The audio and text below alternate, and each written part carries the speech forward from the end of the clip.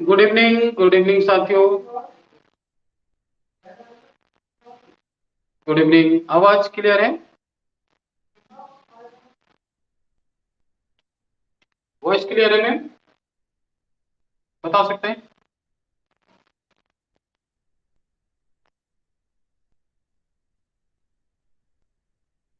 जी, आज की क्लास में स्टार्ट करने जा रहे हैं 2D, two dimension geometry. Two dimension geometry में हम क्या क्या पढ़ेंगे, ध्यान रखना है। स्ट्रेट लाइन से हमें शुरू करना है। इसके अंदर आएगा straight line, shifting straight line में, फिर शिफ्टिंग ऑफ ओरिजिन क्या है, उसमें जनरल इक्वेशन ऑफ लाइन की जनरल इक्वेशन क्या होती है, वेरियस फॉर्म ऑफ लाइन क्या है, लाइन के अलग अलग फॉर्म में इक्वेशन से क्या होती है ना। Equation of family of lines passing through a point of intersection of two lines. इसके अलावा distance of a point from a line, line की किसी पॉइंट से डिस्टेंस क्या होती है, ये पढ़ना है। सर्किल के बारे में पढ़ना है, इलिप्स पढ़ना है, पैराबोला पढ़ना है। सर्किल पढ़ेंगे, पैराबोला पढ़ेंगे, इलिप्स पढ़ेंगे, ठीक है। इनकी इक्वेशंस के बारे में जानेंगे, इनकी सारी प्रॉपर्टी के बारे में पढ़ेंगे, इनकी जनरल इक्वेशंस क्या होती है ये देखेंगे, ठीक। तो ये है टू डायमेंशन ज्योमेट्री के अंदर पढ़ने के टॉपिक जिनको हमें कंप्लीट करना है इसके अंदर, ठीक है। चलिए, तो जय हो करण मिश्र जी, जय हो, आपका भी स्वागत है। तो स्ट्रेट लाइन में जब स्टार्ट कर रहे हैं तो ठीक है, क्या क्या है करके स्ट्रेट लाइन में जो इक्वेशन पढ़ेंगे तो क्या क्या चीजें, स्ट्रेट लाइन के टॉपिक लिख दे रहा हूँ कि क्या क्या हमें स्ट्रेट लाइन में पढ़ना है करके, ठीक है। तो यहाँ पर स्ट्रेट लाइन में जैसे सबसे पहले हमें स्लोप के बारे में पढ़ना है। स्लोप ऑफ लाइन क्या होता है ये पढ़ना है, यानी स्लोप पढ़ना है, साथ में स्लोप ऑफ लाइन पढ़ना है, ठीक है।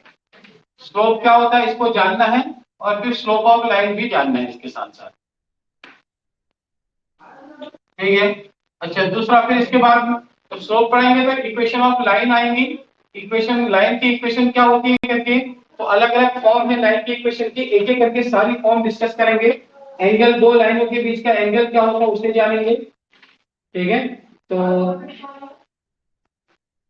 इक्वेशन ऑफ लाइन में सबसे पहला पढ़ोगे इक्वेशन ऑफ लाइन, क्या क्या है topic, equation of line passing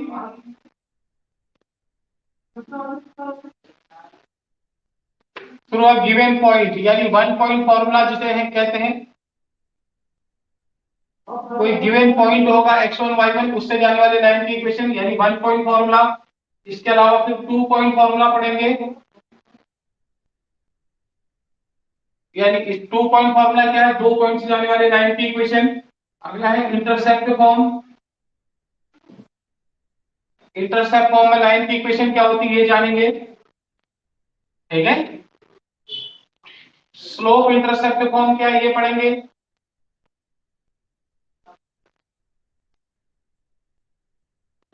intercept form में लाइन की इक्वेशन, स्लोप इंटरसेप्ट फॉर्म पढ़ेंगे, ठीक है। डिस्टेंस फॉर्म पढ़ेंगे, equation of line in distance form. Distance form में लाइन की इक्वेशन क्या होती है। इसके अलावा equation of line in normal form,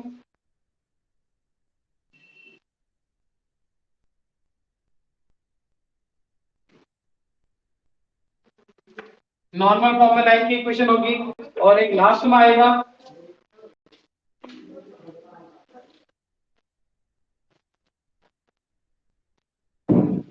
equation of line passing through a given point and making a given angle with a line. Equation of line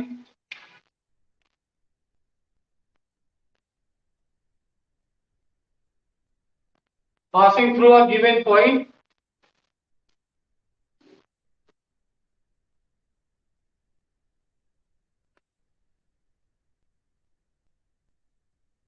and making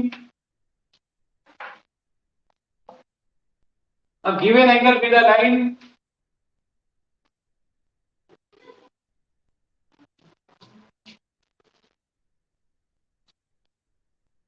with a line। मतलब ये topic है जो मैंने लिखे आपके सामने।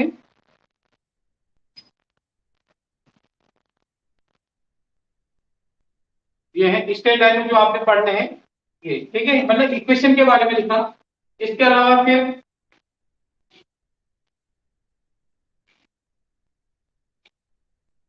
तीसरा जो पार्ट है इसमें, ये पहला पॉइंट था, ये दूसरा पॉइंट था, ठीक है। तीसरा पॉइंट है एंगल बिटवीन टू लाइन। इसी में एंगल बिटवीन टू लाइंस, दो लाइन के बीच का एंगल क्या होता है आप लोग जानते हैं, m1 minus m2 upon 1 plus m1 m2 tan theta equal to करके जो निकालते हैं आप। इसके अलावा डिस्टेंस ऑफ लाइन, अगर डिस्टेंस ऑफ लाइन, लाइन की डिस्टेंस निकालनी है फ्रॉम अ पॉइंट, ठीक है, distance between two parallel line. इसके बाद अगला जो पॉइंट आएगा, पैरेलल लाइन के बीच की डिस्टेंस पढ़ना है, मतलब डिस्टेंस के बारे में जानना है, डिस्टेंस बिटवीन टू लाइंस, ये जानना है, ठीक है। इसके अलावा इसमें पढ़ेंगे हम image foot of perpendicular, image comma foot of perpendicular, ये हमको जानना है ना। प्रतिबिंब क्या होता है और लंबपात के निर्देशांक क्या होते हैं, ये हमको जानना है। Image and foot of perpendicular के बारे में जानेंगे, ठीक है। इसके अलावा फैमिली ऑफ लाइन जानेंगे, फैमिली ऑफ लाइंस के बारे में पढ़ेंगे, ठीक है। यानी दो लाइन के इंटरसेक्शन से जाने वाली लाइन की इक्वेशन क्या होती है वो इसके अंदर आती है, ठीक है। फैमिली ऑफ लाइन में एक छोटा सा टॉपिक पेयर ऑफ लाइन भी बन जाता है कई बार, उसको उसकी भी जानकारी रखेंगे क्या है करके, ठीक है। क्योंकि जब कोनिक सेक्शन की ओर बढ़ना है तो भी इसमें यहीं पर से फैमिली ऑफ लाइन जानेंगे, तो जिसमें पेयर ऑफ स्ट्रेट लाइन के बारे में पढ़ना पड़ेगा।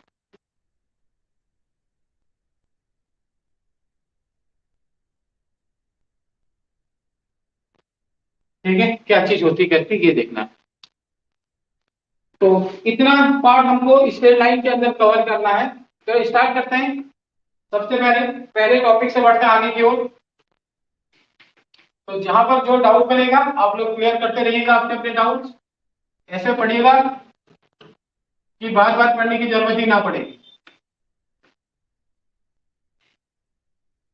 ऐसी चीजों को कॉन्सेप्ट को समझते हुए चलेगा, ठीक है।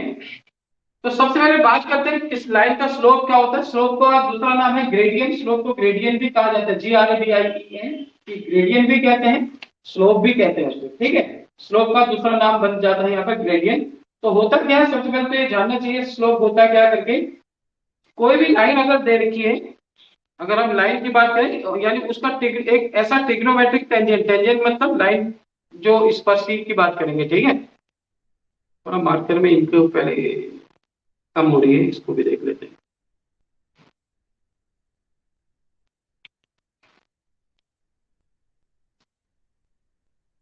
आप लोगों ने बहुत मैसेज कर दिए, अच्छा।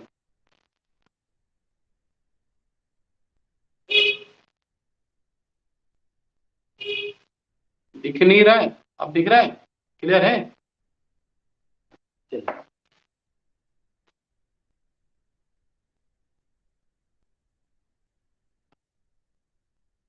चलिए, सबसे पहले स्ट्रेट लाइन में टॉपिक आएगा स्लोप ऑफ अ लाइन, यानी स्लोप क्या होता है,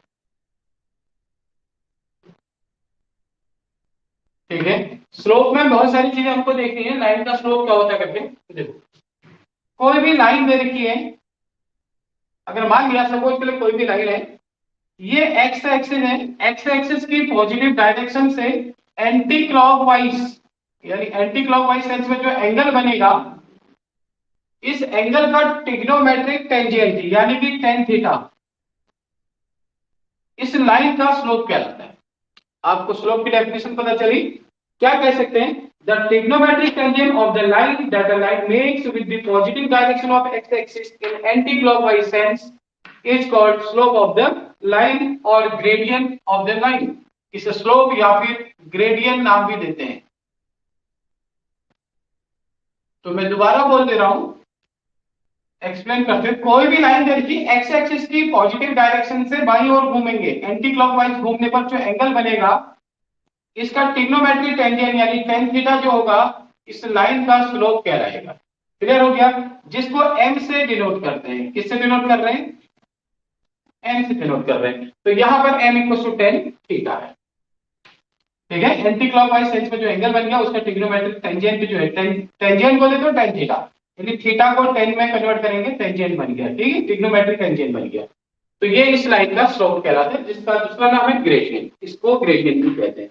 क्लियर हो गया ये चीजें? अब यही पर तो पहला तो ये सिंपल एक डेफिनेशन ही आई। ध्यान रखना है कि एंगल हमेशा एंटी क्लॉकवाइज, दूसरा एंटी क्लॉकवाइज एंगल बनेगा इसमें। दूसरा केस देखो, अब बारी आती है स्लोप ऑफ लाइन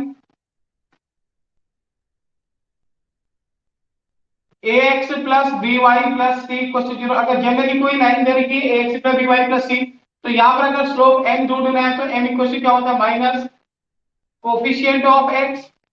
मैं अब देखो, आप हमने चीजें पढ़ रखी है, रिवाइज करा रहा हूं चीजें। ठीक है, coefficient of x upon coefficient of y,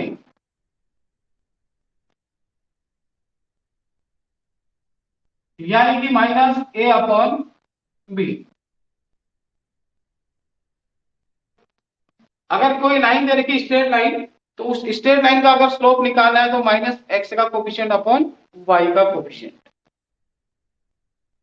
ठीक है, ये लाइन का क्या बन गया? स्लोप बन गया। तीसरा case, slope of line in point form या कोऑर्डिनेट के फॉर्म में। स्लोप को तीन तरीके से हम जानते हैं।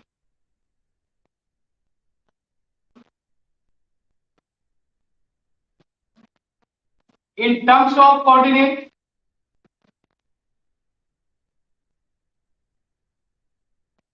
तीसरा केस, अगर किसी लाइन का जैसे कोई दो पॉइंट है, एक है x1 y1, दूसरा पॉइंट है x2 y2, तो इन दो पॉइंट को मिलाने वाली लाइन का अगर स्लोप ढूंढना है तो स्लोप कोऑर्डिनेट के टर्म में स्लोप निकालने का formula m equal to y2 minus y1 upon x2 minus x1। Slope of line in terms of coordinates, जब आपको कोऑर्डिनेट दिए होते हैं, कोई दो पॉइंट, एक a है दूसरा b है, तो a और b को ज्वाइन करेंगे, जो लाइन आएगी इसका स्लोप अगर ढूंढना है y2 minus y1 upon x2 minus x1। ठीक है, स्लोप के बारे में जानकारी दे रहा हूं सबसे पहले। ठीक है, यहां से आप स्लोप निकालेंगे। चलिए नेक्स्ट, अगला slope of line, slope of a line parallel to X axis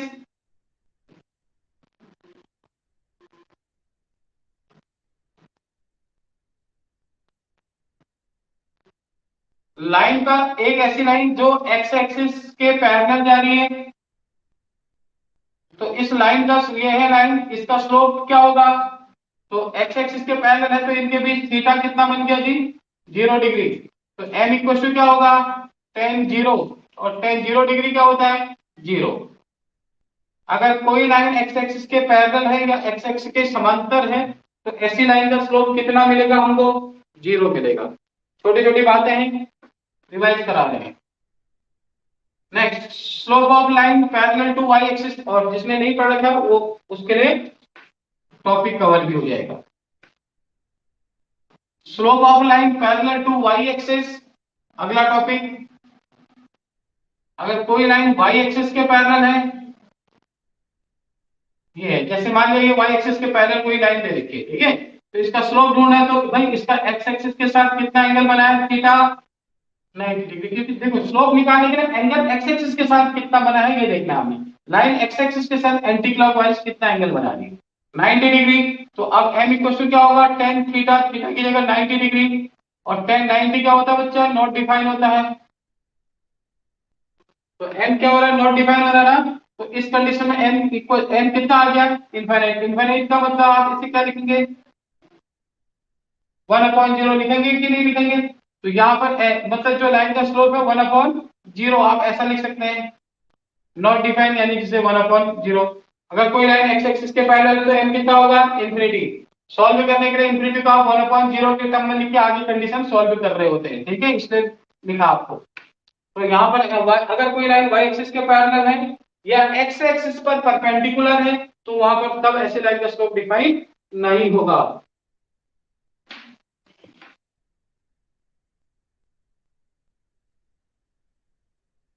clear? चलिए, तो ये हमने लाइन के स्लोप के बारे में जाना। अब होता क्या है, स्ट्रेट लाइन जनरली जानते हैं, है ना, जो भी आपको, चलो फिलहाल के लिए मैथमेटिकल टर्म में आप बोल रहा हूं, every equation in x Y, every X Y में जो इक्वेशन है of 1 degree known as straight line. X Y variable में जो 1 डिग्री की इक्वेशन होंगी वो सब स्ट्रेट लाइन होंगी। हर line of degree 1 is called in terms of x and y known as straight line. जो भी मतलब every first degree equation in x y represent a straight line. कोई भी फर्स्ट डिग्री की इक्वेशन होगी x Y में तो वो स्ट्रेट लाइन को रिप्रेजेंट करती है, ठीक है, ये चीज है।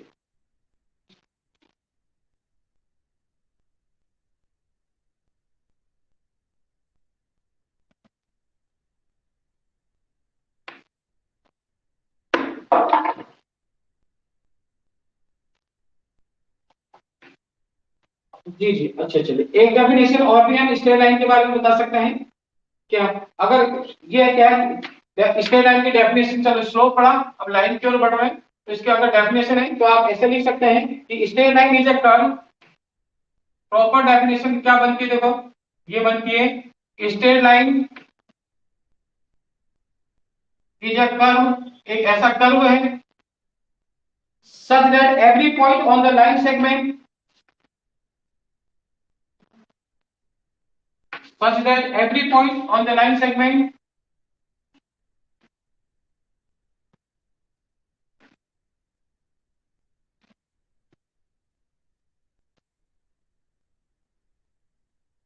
every point on the line segment joining any two points on it lies on it.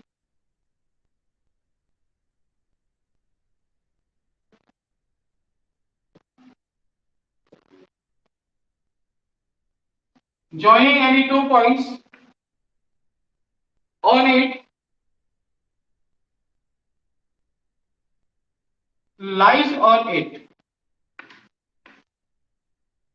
Lies on it.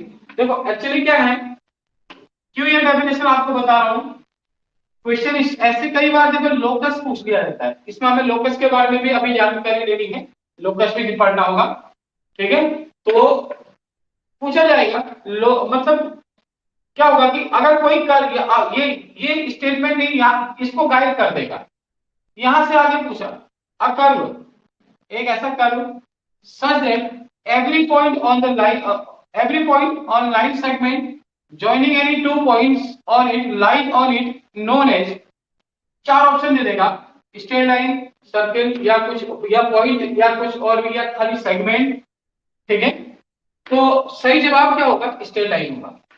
मतलब क्या है, देखो डेफिनेशन क्या कहना चाह रहा है कि एक स्ट्रेट लाइन एक ऐसा कर्व है कि such that every point on the line, कि उस लाइन के जितने भी पॉइंट हैं, every point on the line segment joining any two points, यानी एक ऐसा कर्व है मतलब every point on the line segment के सारे point joining any two points, जो किसी दो पॉइंट को जॉइनिंग एनी टू पॉइंट किसी भी दो पॉइंट को ज्वाइन कर देता है तो उसी सेगमेंट पर लाई कर जाए।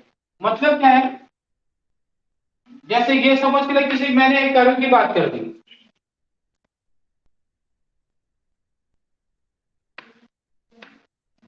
इस पे मैंने कोई दो पॉइंट, एक पॉइंट ये है दूसरा पॉइंट ये है, सपोज कोई दो पॉइंट है ये, अगर इन दो पॉइंट को ज्वाइन कर, देखो कोई लाइन सेगमेंट होगा मतलब लाइन का कटा हुआ हिस्सा होगा, इसके जितने भी पॉइंट है अगर मैं इन दो पॉइंट को ज्वाइन कर रहा हूं तो इस लाइन के सारे पॉइंट अगर इसी लाइन पर लाई करेंगे तो इस कर्व को आप स्ट्रेट लाइन कहेंगे। कहने का मतलब क्या हुआ, अगर जैसे ये जो मैंने कर्व बना दिया इसके किसी भी दो पॉइंट को, सपोज के लिए थोड़ा और ये करो, इसके ये एक सेगमेंट है मान लिया सपोज के लिए, ठीक है, इसके सारे पॉइंट को अगर ज्वाइन कर रहा हूं तो ये सारे, इसमें बहुत सारे पॉइंट है, इसके किसी दो पॉइंट को ज्वाइन करो, जैसे एक पॉइंट है दूसरा है, इन दो को ज्वाइन करूंगा तो क्या मिलेगा, एक ऐसा सेगमेंट मिलेगा तो जो बाकी पॉइंट है वो इस सेगमेंट पर लाई नहीं कर रहे, इस सेगमेंट पे लाई नहीं कर रहे। अगर जब ये बाकी पॉइंट भी इसी सेगमेंट पे लाई कर जाएंगे ना, तो ये वाला सेगमेंट जो होगा स्ट्रेट लाइन कहलाएगा। समझ गए? ये कहना चाह रहा है। अब ऐसा कब होगा? अब जब जब ये ऐसे घूमेगा तब तक तो पॉसिबल ही नहीं है। ये केवल एक ही सिचुएशन में ऐसा होगा, जैसे मैंने कहा कुछ ऐसे पॉइंट है, जैसे एक किसी सेगमेंट के कुछ पॉइंट है ये, अब इसके कोई दो पॉइंट है, एक ये पॉइंट है, दूसरा है, इन दो पॉइंट को जब ज्वाइन कर रहा हूं तो एक कर्व बन रहा है, तो जो बाकी पॉइंट है वो इसी कर्व पे लाई कर जा रहा है, तो तब इस सेगमेंट को आप स्ट्रेट लाइन कहते हैं। ये इसकी मैथमेटिकल डेफिनेशन। समझ गए? अब ये स्ट्रेट लाइन है, यहां पर ये जो नीचे जो मैंने जो बनाया ये स्ट्रेट लाइन नहीं था, क्यों? क्योंकि जो बाकी पॉइंट है वो किन्हीं दो पॉइंट को ज्वाइन करने वाले जो सेगमेंट बन रहा है, उस सेगमेंट के जो मतलब ये जैसे ये सेगमेंट, ये कटा हुआ सेगमेंट है, लाइन के सेगमेंट की बात नहीं कर रहा हूँ, कर्व में से एक छोटा सा सेगमेंट मैंने यहाँ पर हटा दिया है, इसका जो बाकी पॉइंट है इसके किन्हीं दो पॉइंट को ज्वाइन करने वाला जो सेगमेंट बना है, दो पॉइंट को ज्वाइन करके जो सेगमेंट बन रहा है उस पर बाकी पॉइंट लाइन नहीं कर रहे हैं, तो इसलिए ये स्ट्रेट लाइन नहीं। समझ गए? ये वाला जो है नीचे ये स्ट्रेट लाइन नहीं। क्लियर? अब क्योंकि ये कर्व का शेप आपको दिख ही रहा होगा, अब इसी में अगर भाई देखिए इसको थोड़ा सा ऐसे बनाऊं, तो अब यहाँ पर एक पहला पॉइंट है, दूसरा पॉइंट ये है, तो बाकी जो पॉइंट होंगे इसी के ऊपर लाई करेंगे, तो ऐसे में इस कर्व को स्ट्रेट लाइन कहते हैं। ठीक है, तो ये है इसकी प्रॉपर डेफिनेशन। चलिए आगे बढ़ लेते हैं। और मैथमेटिकल केस में क्या बोलते हैं कि एक्स वाई की जो डिग्री है, एक्स वाई में जो 1 डिग्री की जो इक्वेशन होंगी वो सब स्ट्रेट लाइन को रिप्रेजेंट करेंगी। तो इसलिए ध्यान रखना है जब इस तरह का स्टेटमेंट पूछेगा तो ये इसका लोकस क्या होगा, ऐसे कर्व का या ऐसे किसी भी पॉइंट का लोकस की बात करेगा तो ये स्ट्रेट लाइन होता है। ठीक है, चलिए अब फिर बात स्लोप के बारे में जानकारी रखी। अब यहां से बारी आती है angle between two lines. Angle between two lines, दो लाइन के बीच का एंगल। तो देखो अब क्या है, एक लाइन ये, दूसरी लाइन ये, इनके बीच का एंगल चाहिए। ये हो सकता है, ये भी हो सकता है। समझ रहे? चलो तो क्या करते हैं, मान लीजिए ये एंगल θ1 है, इस वाली ये जो लाइन है इसका स्लोप क्या बनेगा फिर m = 10 θ1, या फिर इसके स्लोप को m1 नाम दे देते हैं। इसके द्वारा x एक्सिस के साथ बना हुआ एंगल θ1 है, और ये दूसरी लाइन रखी L2, इसके द्वारा x एक्सिस के साथ बना हुआ एंगल θ2। तो इस लाइन का जो स्लोप होगा m, वो 10 θ2 होगा, हम इसको m2 नाम दे देते हैं।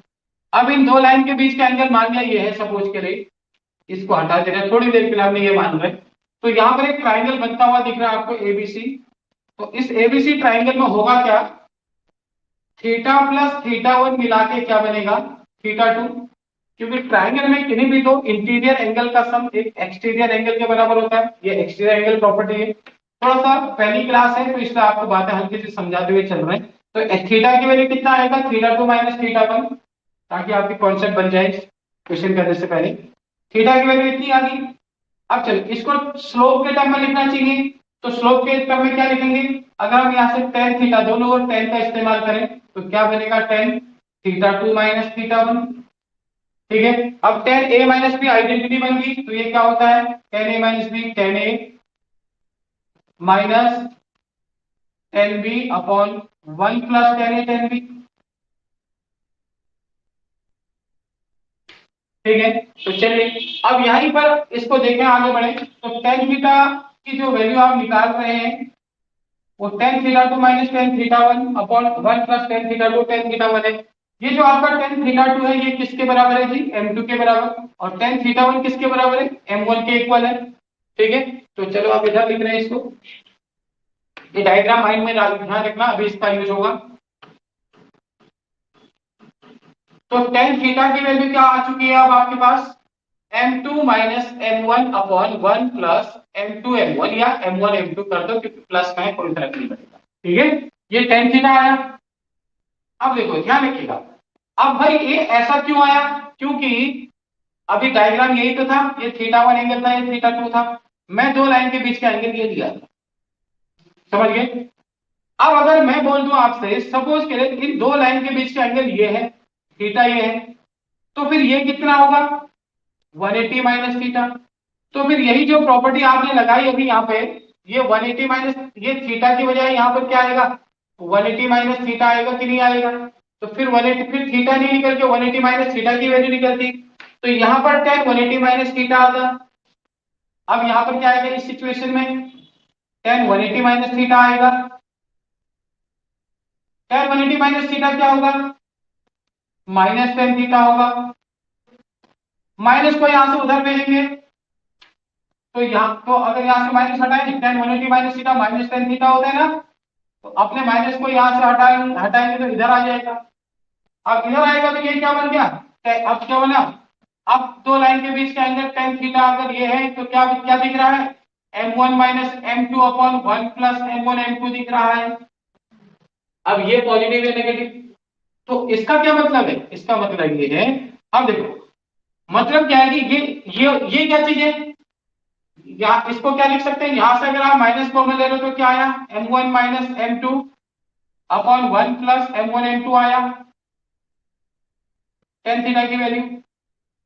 और ये इस वाली सिचुएशन में क्या आया m1 ये प्लस ये पॉजिटिव वाला आया ये नेगेटिव आया। तो पॉजिटिव नेगेटिव मॉड की प्रॉपर्टी पड़ी होंगी mod x equals two plus minus x।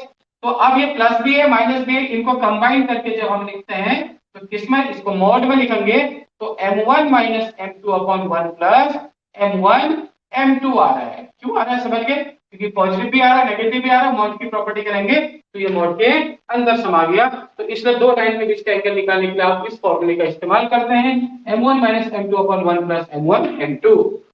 ठीक है क्यों क्योंकि दो लाइन के बीच का एंगल आप कौन सा ले रहे हैं इस पर डिपेंड कर रहा है। ठीक है चलिए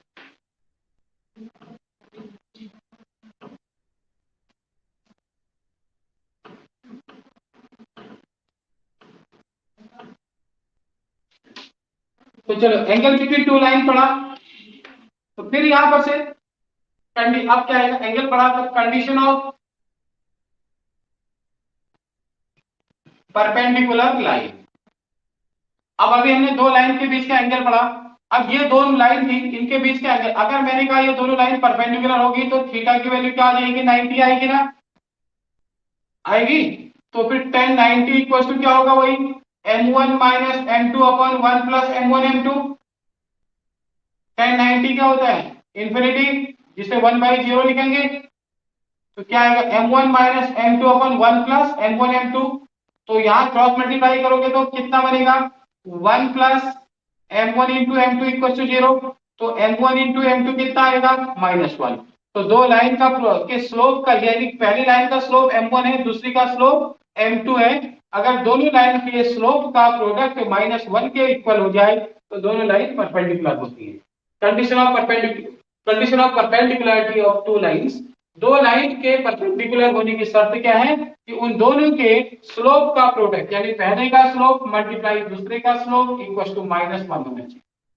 तो लाइन परपेंडिकुलर कहलाएगी।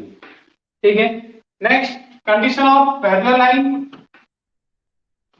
अब परपेंडिकुलर के बाद अगला आएगा कंडीशन ऑफ पैरेलल लाइंस दो लाइन के पैरेलल होने की कंडीशन। अब यही चीज दो लाइन पैरेलल कब होंगी भाई पैरेलल का क्या मतलब है एक लाइन है दूसरी लाइन है यानी दोनों के स्लोप क्या होंगे अब देखो इक्वल होंगे कि नहीं होंगे। ये इसके द्वारा बना एंगल θ1 θ2 अगर θ1 और θ2 इक्वल चल रहे हैं ना तो कॉरेस्पॉन्डिंग एंगल हो गए तो लाइन पैरेलल होगी कि नहीं हुई। तो अब tan θ1 tan θ2 अगर θ1 θ2 है तो tan θ1 किसके इक्वल tan θ2 के इक्वल यानी m1 equal to m2 m1 का मतलब tan θ1 होता है m2 का मतलब tan θ2 तो m1 इक्वल टू m2 आ गया। तो ये दो लाइन के पैरेलल होने की कंडीशन है। इसके अलावा पैरेलल अगर दो लाइन है तो इनके बीच का एंगल tan थीटा वाले से भी निकाल सकते हैं tan थीटा की वैल्यू 0 हो जाएगी इस समय। तो 1 minus m1 minus m2 upon 1 plus m1 m2 equal to 0 करेंगे तो m1 माइनस m2 0 तो m1 इक्वल टू m2 आ जाएगा। उससे भी आप इसको बता सकते हैं। दो लाइन के पैरेलल होने की कंडीशन क्या होती है कि दोनों के स्लोप इक्वल होनी चाहिए। ठीक है तो दो लाइन के पैरेलल होने की कंडीशन क्या है दोनों के स्लोप इक्वल होने चाहिए। क्लियर हो गया चलो यहां तक की बात समझ लें गुड। अब एक छोटा सा क्वेश्चन यहां पर आपको देते हैं देखिए क्वेश्चन है वैल्यू ऑफ एक्स। एक छोटा सा क्वेश्चन जो स्लोप और लाइन के बारे में जो मैंने पढ़ा है उससे रिलेटेड छोटा सा क्वेश्चन है। वैल्यू ऑफ एक्स, क्वेश्चन है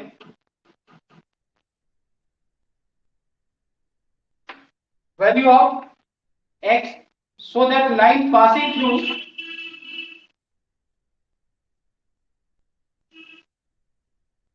आगे बढ़ने से पहले जो अभी तक जितना कराया है उससे रिलेटेड छोटे छोटे दो क्वेश्चन है उनको देखते हैं। Value of x so that line passing through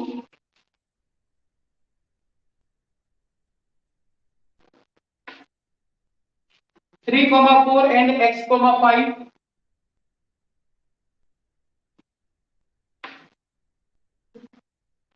3,4 and x,5 makes 135 degree with positive direction of x-axis.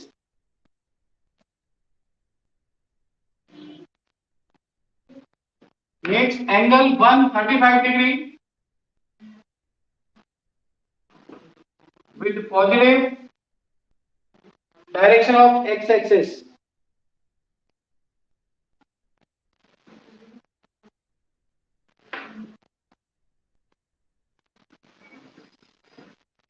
ये x एक्सिस की पॉजिटिव डायरेक्शन से 135 डिग्री का एंगल बना रहा है तो x की वैल्यू क्या होगी? ठीक है, तो क्या यूज करेंगे? ऑप्शन है 1 2 3 0। क्या यूज करेंगे? देखो tan थीटा इक्वल टू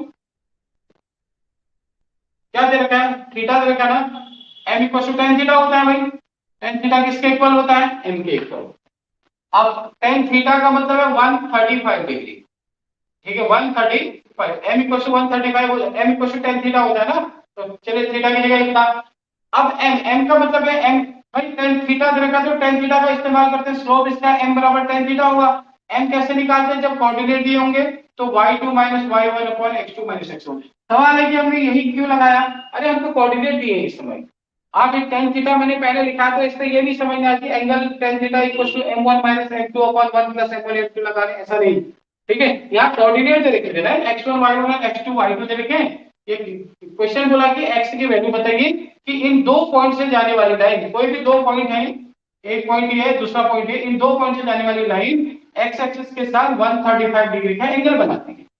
ठीक है, तो ये दो पॉइंट से जाने, एक पॉइंट ये दिया है, दूसरा पॉइंट ये, दो पॉइंट दिए हैं तो, और लाइन का x एक्सिस के साथ बना हुआ एंगल दे रखा है तो इस लाइन का स्लोप निकाल दो। स्लोप m इक्वल टू क्या होगा? tan 135 होगा, जब थीटा दिया है तो डायरेक्ट निकल सकता है। लेकिन कोऑर्डिनेट के टर्म में n को हम y2 y1 upon x2 x1 लिख सकते हैं,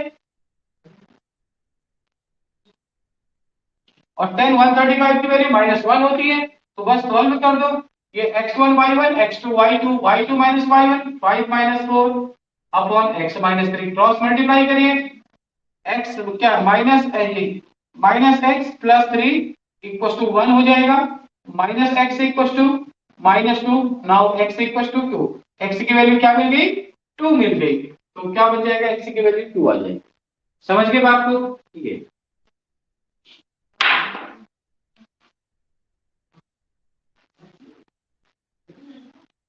तो स्लोप निकालने के लिए जब अभी आपने फॉर्मूला पढ़ा था y2 y1 upon x2 x1, तो इस फॉर्मूले का ध्यान रखना है, किसी की लाइन का स्लोप कैसे निकालना है।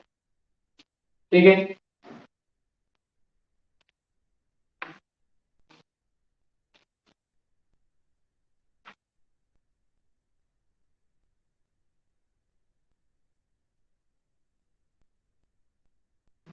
Next question.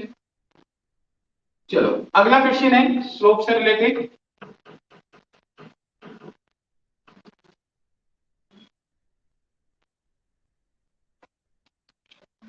If the angle between two lines is pi by 4,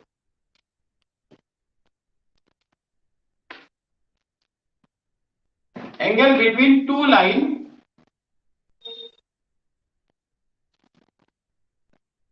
is pi by 4, दो लाइन के बीच का एंगल पाई बाई 4 है, and slope of one line is 1/2, slope of one line is is 1/2, then slope of second line यानी other line, दूसरे line का slope क्या होगा वो आपने बताना है। स्लोप ऑफ अदर लाइन क्या होगा ये आपने बताना है। आपके ऑप्शन है 1/3, 1/3 कामा -3, 3 कामा -1/3, कॉमन ही और मतलब चॉइस में है, या उपरोक्त में कोई भी नहीं, नन ऑफ दीज,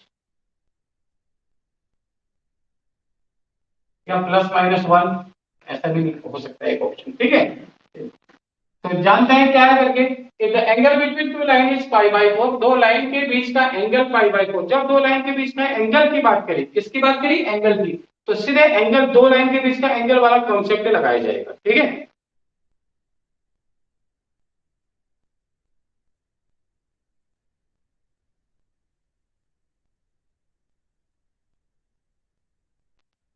ठीक है। अगर दो लाइन के बीच का एंगल वाला कॉन्सेप्ट, अगर एंगल दिया है तो एंगल वाला कॉन्सेप्ट लगाएंगे। तो देखो दो लाइन के, अब इसमें क्या बोल रहा है, एक लाइन का स्लोप m1 कितना है, 1/2 है, m2 आपको बताना है। तो दो लाइन के बीच का एंगल निकालने का फॉर्मूला होता है tan थीटा इक्वल टू क्या होता है, m1 minus m2 upon 1 plus m1 m2। अब ध्यान रखिए ना, मॉड होता है आगे से, मॉड का मतलब है प्लस माइनस, जब उसको आप हटाएंगे तो आप इसे ऐसे लिखेंगे। थीटा कितना है गिवन है साथियों, π/4 है ना, tan 45 1 हो जाएगा, प्लस माइनस m1 आपको 1/2 दिया है, माइनस m2 आपको निकालना है, 1 प्लस 1/2 इंटू m2, यानी m2/2 हो जाएगा। चलो एक बार प्लस का इस्तेमाल करते हैं, एक बार माइनस का, प्लस का यूज करेंगे तो क्या बनेगा, 1/2 माइनस के क्रॉस मल्टीप्लाई करो, 1 plus m2/2 equal to 1/2 minus m2। इसे इधर लाते हैं, m2/2 plus m2, 1/2 minus 1 minus का 1/2, 2 है 2 प्लस 1, 3/2 m2 माइनस का 1/2। चलिए 2 से 2 हटेगा तो m2 कितना आ गया, -1/3। एक तो -1/3 आया, -1/3 वाला एक ऑप्शन ये दिख रहा है। ठीक है, और चलिए अब इसके साथ कह रहा है 3 भी, और 3 कह रहा है, तो देखते हैं 3 आता है कि नहीं आता है। अब दूसरा 3 आना चाहिए। तो चलिए, अब जब अभी हमने प्लस का इस्तेमाल करा ना, पॉजिटिव का यूज किया, तो -1/3 आ गया। नाउ टेकिंग नेगेटिव साइन, अब नेगेटिव का इस्तेमाल करेंगे, तो नेगेटिव का इस्तेमाल करेंगे तो कितना बनेगा, अगेन 1 प्लस m2/2, इधर क्या होगा, माइनस का 1/2 हो जाएगा, और ये माइनस माइनस प्लस का m2 हो जाएगा जब आप नेगेटिव का यूज करेंगे। तो अब इसको सॉल्व करो, तो m2/2 माइनस, ये इधर आएगा तो माइनस होगा, एंड ये उधर जाएगा तो -1 होगा। तो m, इससे इसको माइनस करेंगे। चलिए अब कैलकुलेशन में क्या चेंज आएगा, ये बनेगा माइनस का m2/2, ये बनेगा -3/2, 2 से 2 हटेगा तो m2 की वैल्यू 3 बन जाएगी। m2 कितना आएगा, 3 आएगा। तो दो वैल्यू आ गई स्लोप की, एक बार नेगेटिव का इस्तेमाल करते हैं तो 3, पॉजिटिव का इस्तेमाल करते हैं तो -1/3, तो 3 और -1/3, तो स्लोप दो हो सकते हैं, या तो 3 या फिर -1/3। ऑप्शन नंबर तीसरा वाला सही रहेगा। ठीक है, चलिए बहुत सिंपल क्वेश्चन हो रहे हैं ना, धीरे धीरे क्वेश्चन का लेवल मिलेगा नेक्स्ट क्लास से। बेसिक क्लास करा रहे हैं, पहले तो सारी बेसिक बातें बताते हुए चीजें बता रहे हैं आपको, ठीक है ना, ताकि जिसका बहुत लंबे समय से टच छूटा है वो उसको भी दिक्कत ना आए, इसलिए छोटी छोटी बातें बताते हुए छोटे छोटे क्वेश्चन करा रहा हूँ। ठीक है, इसलिए ये मत सोचिएगा कि बहुत इजी लेवल के सवाल हो रहे हैं। नेक्स्ट अगली क्लासेस देखते रहोगे तो उसमें आपको दिखेंगे कि स्ट्रेट लाइन क्या होती है करके। असली ट्रेलर बाद में दिखेगा, हाँ, टेंशन नहीं लेना, अभी बेसिक बेसिक चीजों से आपकी पकड़ बना रहे हैं स्ट्रेट लाइन पे। अगला question, if points a, 0, next question है इसी तरह, थर्ड क्वेश्चन है,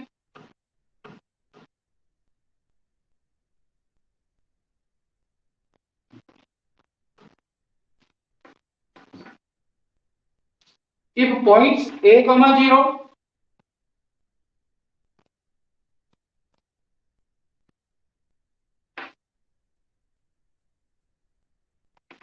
0, b and x, y.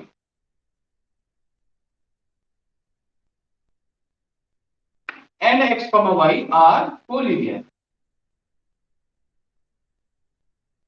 बहुत प्यारा चैप्टर है, अगर कॉन्सेप्ट बनते जाएंगे तो कैसे ही सवाल आएगा, आप सॉल्व कर ले जाएंगे। अगर ये 3 पॉइंट कोलिनियर है, then which is true, which is true. पहला ऑप्शन है, देखिए क्या है, x upon A minus sorry plus y upon B equal to -1।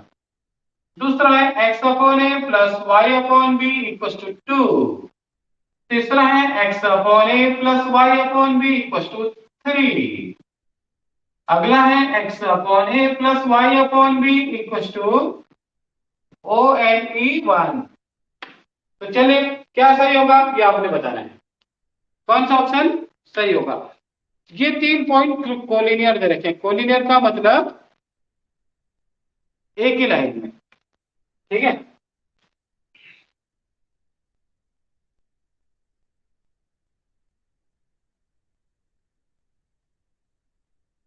Collinear का क्या मतलब है कि 3 के 3 पॉइंट एक ही लाइन में है। हाँ चलो, अच्छा देखिए ये 3 पॉइंट एक ही लाइन में होंगे तो क्या करेंगे, एक पॉइंट ए है दूसरा बी है, एक तो देखो कोलिनियर की कंडीशन क्लास 10th में आपने सुना होगा, यहां से यहां तक की डिस्टेंस प्लस यहां से यहां तक की डिस्टेंस इक्वल टू ए से सी तक की डिस्टेंस, ठीक है। लेकिन ऐसा यहां पर काम नहीं करेंगे,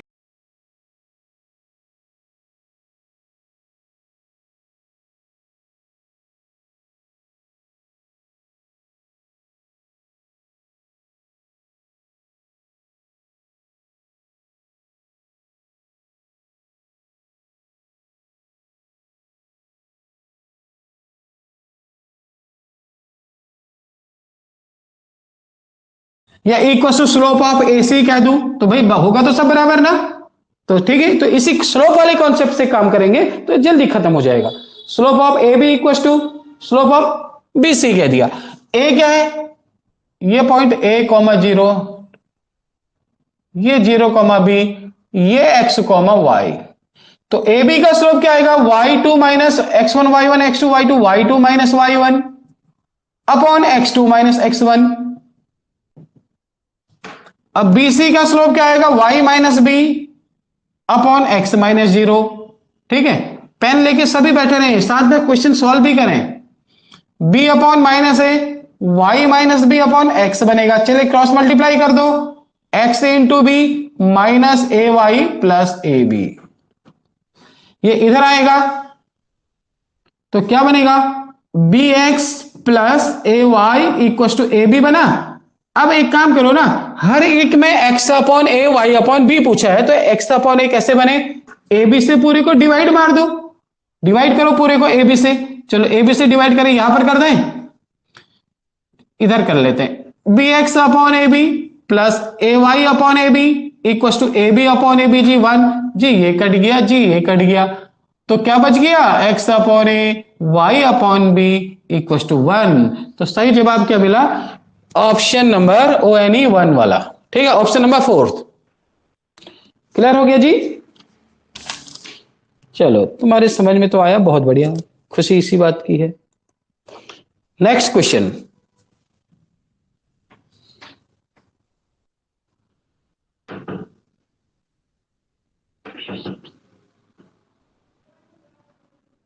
अभी मैं पूरा एक स्लोप पे और कोऑर्डिनेट पे और टेन थीटा पर ही घुमा हूं, अभी तो स्ट्रेट लाइन की इक्वेशन पे हमने डिस्कस ही नहीं किया है, ठीक है ना। चलिए इस पे based question, a ray of light passing through the point 1,2। Question, a ray of light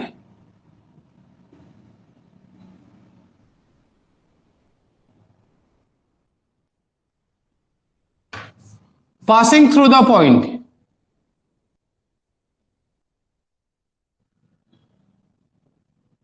1,2, ray of light passing through the point 1,2 reflect on the x-axis,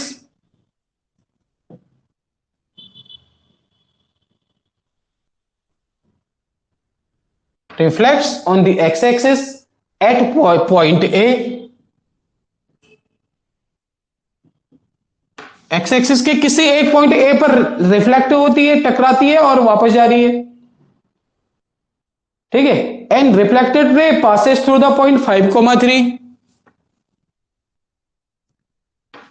and reflected ray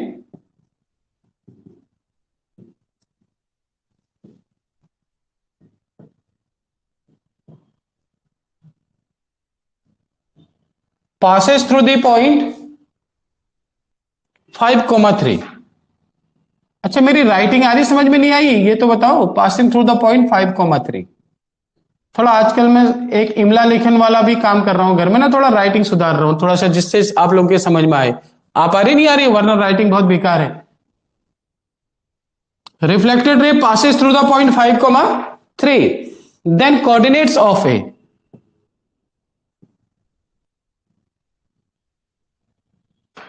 then coordinates of A, A का coordinate बताना है। Option number first है 3/15 15/3। Option number 2 3/15 0। Option number third 15/3 0। Option number fourth 13/5 0। तो बताना है ए का coordinate क्या होगा। ये चार आपके ऑप्शन दिए हैं आपके पास, ये क्वेश्चन है।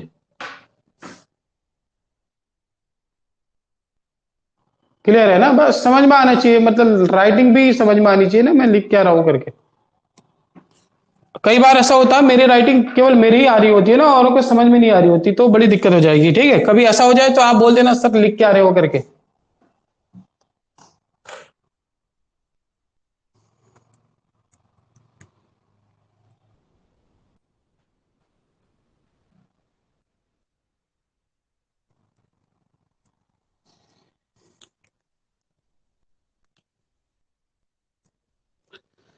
चलिए,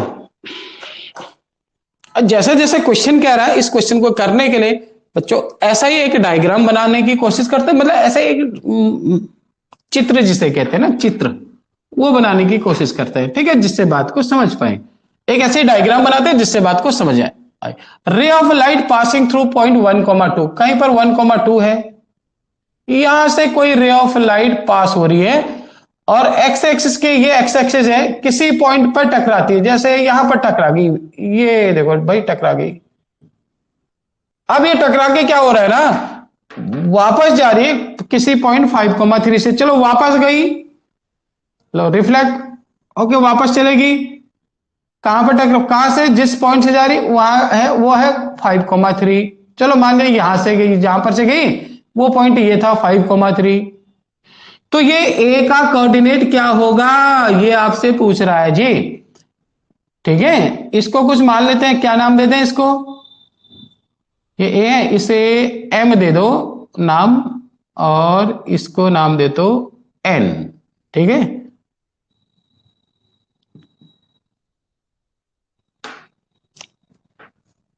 तो अब पॉइंट ए का कोऑर्डिनेट बताना है जी। पॉइंट ए का कोऑर्डिनेट क्या हो सकता है, ये एक्स एक्सिस है ना, एक्स एक्सिस का कोऑर्डिनेट क्या होंगे, एक्स कामा 0, वाई तो 0 होगा। तो ऑप्शन कौन सा अच्छा है, एक्स कामा 0 वाले तो 3 ऑप्शन है, वाई कोऑर्डिनेट पहला ऑप्शन तो गेम में ऐसे ही हट गया भाई, एक्स एक्सिस है तो यहां तो वाई ये दे रखा है, पॉसिबल ही नहीं है। तो चल अब क्या होगा, अब एक काम करते हैं, सिंपल सी बात है ना, ठीक चू, ये रिफ्लेक्शन बोला था ना, एक कभी छोटी क्लास में आपने पढ़ा होगा ना, वो प्रकाश का अपवर्तन का नियम है ना, लॉज ऑफ रिफ्लेक्शन के बारे में पढ़ा होगा। तो क्या कर सकते हैं, देखो ये मान लिया यहां पर एक परपेंडिकुलर यानी नॉर्मल ड्रॉ किया, ठीक, इसे एंगल ऑफ इंसिडेंस बोलते हैं, इसे एंगल ऑफ रिफ्लेक्शन बोलते हैं, दोनों बराबर होते हैं, ये सुना होगा। चलिए, तो यानी ये एंगल और ये एंगल बराबर होता है, इसे स्मॉल आई लिखते हैं, इसे आर लिखते हैं, फिजिक्स में सुना होगा। चलिए कोई बात नहीं, ये भी थीटा ये भी थीटा, ओके। अब अगर ये थीटा है तो साथियों ये एंगल कितना होगा, सोचो 90 माइनस थीटा होगा, होगा ना। अब ऐसा कॉन्सेप्ट क्या लगाने वाला हूं, देखो मैं स्लोप का इस्तेमाल करने जा रहा हूं, ठीक है। स्लोप का इस्तेमाल करूंगा तो सवाल बड़ा आसान हो जाएगा। तो सबसे पहले इस ए एम लाइन का स्लोप निकालते हैं। Slope of line A M दिख रहा है? अच्छे नहीं दिख रहा है, इधर कोई बात नहीं, इधर लिखेंगे। देखो स्लोप ऑफ लाइन कौन सा, ए एम। तो किसी इस लाइन का स्लोप क्या होगा, टेन थीटा। टेन थीटा नहीं, एंगल कितना बना ए एम का, एक्स एक्सिस के साथ कितना एंगल बना, यो बड़ा वाला बना। कितना है देखो, ये 90 हो गया, ये थीटा हो गया, 90 प्लस थीटा बना। महाराज समझ में कतु बड़ो हो, ये 90 है गया, ये थीटा है गया, मिलावेर 90 प्लस थीटा है गया।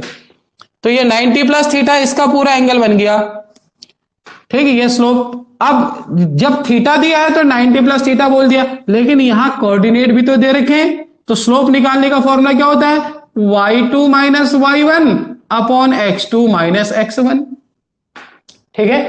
1090 प्लस थीटा क्या होता है, सेकंड क्वाड्रेंट माइनस का कॉट थीटा हो गया जी। ये y2 देखो, चलो ये x1 y1 x2 y2, y2 minus y1 2 minus 0 upon x2 minus x1 1 minus x। तो जी माइनस कॉट थीटा की वैल्यू आई आपके पास, या कॉट थीटा की वैल्यू हो जाएगी इधर से, माइनस को उधर भेज दिया तो ये उधर जाके -2 हो जाएगा अपॉन 1 माइनस एक्स, पहली इक्वेशन, ठीक है। कॉट थीटा आया -2 upon 1 minus X, A M line का स्लोप निकाला। ऐसे ही अब क्या करते हैं, इस वाली का स्लोप निकाल देते हैं। अब निकाल देते हैं, चलो किसका, slope of line A N. Now slope of A N, slope of line A N, A N का स्लोप निकालो तो देखो ए एन का देखो स्लोप, इस ए एन ने एक्स एक्सिस के साथ कितना एंगल बना रखा जी, 90 माइनस थीटा। तो क्या आएगा ये 10 90 माइनस थीटा होगा, इक्वल टू, चले फिर वही coordinate x1 y1 x2 y2, y2 minus y1 upon x2 minus x1 5 minus x। 10 90 minus theta cot theta होता है, ये 5 माइनस एक्स बन गया साथियों। ये है जी आपके पास इक्वेशन नंबर 2। जी आपके पास दो इक्वेशन बन गई ना, दोनों में देखो कॉट थीटा की ही वैल्यू आ रही ना, तो इसका मतलब दोनों एक दूसरे के इक्वल हो गए। तो दोनों एक दूसरे के इक्वल हो गए तो क्या होगा, 3 अपॉन 5 माइनस एक्स किसके इक्वल हो जाएगा, -2 अपॉन 1 माइनस एक्स। सॉल्व कर लेंगे, 3 minus 3x minus 10 plus 2x, तो कितना होगा जी 13 होगा, उधर जी 5x होगा, तो x आएगा 13/5, 13 अपॉन 5। तो क्या होगा, जो पॉइंट ए था उसका कोऑर्डिनेट क्या, 13/5, 0, ऑप्शन नंबर 4 सही हो जाएगा, 13/5, 0, ठीक है। ये है, तो यहां तक था। इसके बाद चले एक काम करते हैं, इसके बाद की कहानी कल स्टार्ट करते हैं। आज की क्लास में थोड़ा सा एक इंट्रोडक्शन देते हुए आगे बढ़े, ठीक है। यहां पर एक क्वेश्चन आपके लिए छोड़ते हुए जा रहा हूं, आप लोगों ने इस पे घर पे इसका आंसर सभी लोग कोशिश कर लीजिएगा, ठीक है। छोटा सा क्वेश्चन है, बहुत ज्यादा बड़ा नहीं है, एनसीईआरटी का क्वेश्चन है। The slope of a line is double of the slope of another line. Question है, slope of a line is double the slope of another line. Oh my god. Slope of a line is double the slope of another line.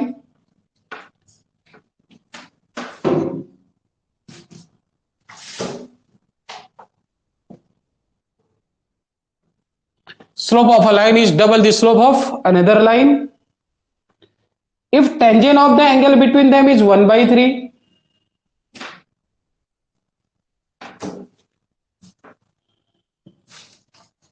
if tangent of the angle between them, tangent of the angle between them is 1/3, then find slope of other line. बहुत ही आसान सा सवाल है ना, ये NCERT जिसे बोलते हैं वहां का सवाल है, आप लोग करेगा इसको, बहुत ही आसान सा क्वेश्चन है, ठीक है। इसके ऑप्शन जो होंगे वो आपको क्या बताएं, आप तो वैसे ही जानकार हो सब लोग, ठीक है। तो फिर भी मैं लिख देता हूं और करेक्ट आंसर आएगा 1,1/2 आएगा। ये मैं आंसर लिख देता हूं क्योंकि ये तो एनसीईआरटी का सवाल है। आप लोग कोशिश जरूर करिएगा इसमें, ठीक है। बाकी मिलते हैं नेक्स्ट क्लास में कल। अब इधर फिजिक्स की क्लास होने वाली है ना, तो आप लोगों को अब यहीं पर विराम देते हैं। चलो मिलते हैं नेक्स्ट क्लास में कल।